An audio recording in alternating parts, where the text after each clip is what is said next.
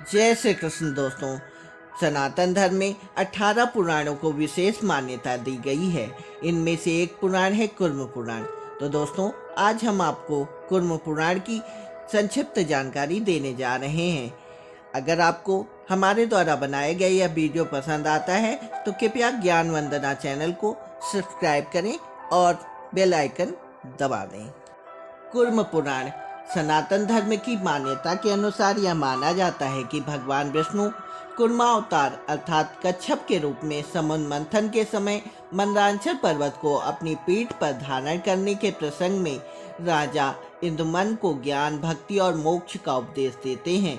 कुर्म पुराण पुराण में 4 संहिताएं हैं: ब्राह्मी संहिता, भागवती संहिता, सौरी संहिता और वैष्णवी संहिता। इन चारों संहिताओं में आज केवल ब्राह्मी संहिता ही प्राप्त है। शेष संहिताएं उपलब्ध नहीं हैं। ब्राह्मी संहिता में पुराणों के प्रायः सभी लक्षण, सर्ग, प्रतिसर्ग, देवों और ऋषियों के वंश, मनवंतर, वांशुचरित, अन्य धार्मिक कथाएं आदि उपलब्ध हैं। इस पुराण में वैष्णव, शैव, शाक्त तीनों संप्रदायों का समन्वय रूप से प्रस्तुत किया गया है। सभी को समान मान्यता दी गई है। सृष्टि की उत्पत्ति। अन्य पुराणों की भांति कुर्म पुराण में भी सृष्टि की उत्पत्ति ब्रह्मा से स्वीकार की गई है।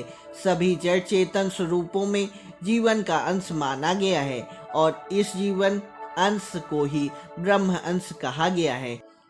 जैसे मेरु पर्वत की आयति और नियति 2 कन्याएं थीं, जिनका विवाह धाता एवं विधाता से हुआ था, फिर उनकी भी संतानें हुई।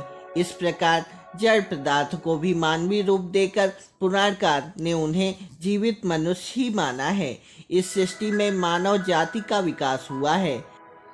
पुराणकारों की विशेषता रही है कि उन्होंने सभी जड़ चेतन स्वरूपों में जीवन का अंश मानकर उनमें परस्पर बंधुत्व की भावना समाहित की है और उन्हें पूजनीय बना दिया गया है। सबसे पहले इस पुराण में समुद्र मंथन से उत्पन्न विष्णु की माया अथवा शक्ति के प्रादुर्भाव का प्रसंग उठाकर उनकी स्तुति की बात कही गई है। तदुपरांत विष्णु के नाभि कमल से ब्रह्मा का जन्म होता है और फिर ब्रह्मा से उनके 9 मानस पुत्रों का जन्म का वृत्तांत है। फिर वेदों में निहित ज्ञान की महिमा और वर्णाश्रम धर्म का विशेष विवेचन है। यहाँ कुर्म रूप में विष्णु भगवान स्वयं ऋषियों से चारों आश्रमों का उल्लेख करके उनके 2-2 रूप बताते हैं। यथा ब्रह्मचर्य आश्रम के 2 भेद। इस आश्रम में रहने वाले 2 प्रकार के ब्रह्मचारी उपकुमड़िक और नैष्टिक होते हैं। जो ब्रह्मचारी विविध वेदों तथा अन्य शास्त्रों का अध्ययन करके गृहस्थ जीवन में प्रवेश करता है वह उपकुमड़िक ब्रह्मचारी होता है, और जो मनुष्य जीवन पर्यंत गुरु के निकट रहकर ब्रह्म ज्ञान का सतत अभ्यास करता है वह नैष्टिक कहलाता है। गृहस्थ आश्रम के 2 भेद। गृहस्थ आश्रम में रहने वाले व्यक्ति साधक और उदासीन कहलाते हैं। जो व्यक्ति अपनी गृहस्थी एवं परिवार के भरण पोषण में लगा रहता है वह साधक गृहस्थ कहलाता है, और जो देवगणों के ऋण, पितृगणों के ऋण तथा ऋषि ऋण से मुक्त होकर निर्लिप्त भाव से अपनी पत्नी एवं संपत्ति का उपभोग करता है वह उदासीन गृहस्थ कहलाता है। वानप्रस्थ आश्रम के 2 भेद। इसे 2 रूपों में तामस और सन्यासिक में विभक्त किया गया है।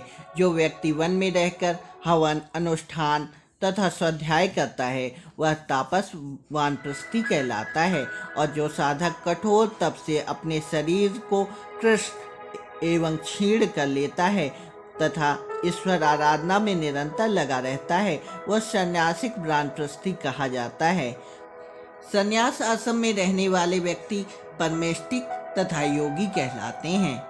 नित्य प्रति योगाभ्यास द्वारा अपनी इंद्रियों और मन को जीतने वाला तथा मोक्ष की कामना करने वाला साधक परमेष्टिक सन्यासी कहलाता है, और जो व्यक्ति ब्रह्मा का साक्षात्कार कर अपनी आत्मा में ही परमात्मा के दिव्य स्वरूप के दर्शन करता है वह योगी सन्यासी कहलाता है।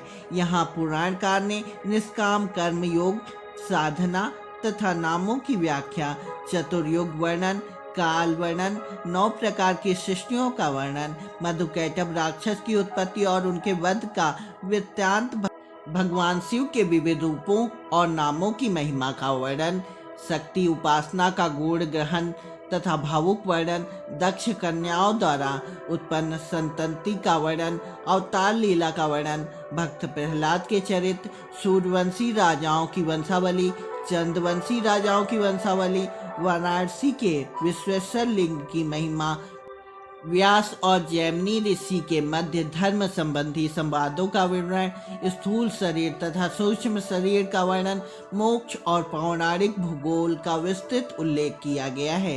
ईश्वर गीता और व्यास गीता, ये सारे विषय कुर्म पुराण के पूर्वाध्याय भाग में समाहित हैं। इस पुराण में के उत्तरार्ध में ईश्वर गीता और व्यास गीता का बड़ा ही सुंदर दार्शनिक विवेचन किया गया है। ईश्वर और भगवान शिव के मध्य हुए संवाद को ऋषिगण ग्रहण करते हैं और उसे ईश्वर गीता के नाम से जाना जाता है। इसमें व्यास जी द्वारा महाभारत में रचित श्रीमद् भगवद गीता का गहरा और व्यापक प्रभाव दृष्टिगोचर होता है, जिसमें नटराज के विश्व रूप का वर्णन है। आत्म तत्व के स्वरूप का निरूपण करते हुए स्वयं भगवान शिव कहते हैं, जिस प्रकार प्रकाश और अंधकार का धूप छाया का कोई संबंध नहीं हो सकता, उसी प्रकार आत्मा और प्रपंच दोनों एक दूसरे से सर्वथा भिन्न हैं। सुख दुख, राग द्वेष, स्थूल और सूक्ष्म आदि आत्मा के लक्षण नहीं हैं। ये सभी विकार हैं जिन्हें मनुष्य अपने अहंकार के कारण धारण कर लेता है। इसका मूल कारण अज्ञान है।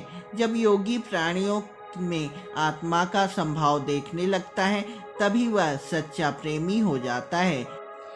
इसके अलावा कुर्म पुराण में सांख्य योग के 24 तत्वों, सदाचार के नियमों, गायत्री महिमा, गृहस्थ धर्म, श्रेष्ठ सामाजिक नियमों, विविध संस्कारों, पितृकर्मों, श्राद्ध, पिंडदान आदि का विविधों तथा 4 आश्रमों में रहते हुए आचार विचारों के पालन करने का विस्तार से विवेचन किया गया है।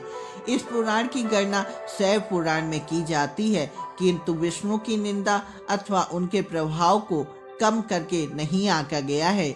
इसमें देवी का महत्व का भी व्यापक वर्णन है। सगुण और निर्गुण ब्रह्म की उपासना का सुंदर और सागर गर्भित विवेचन भी प्राप्त होता है।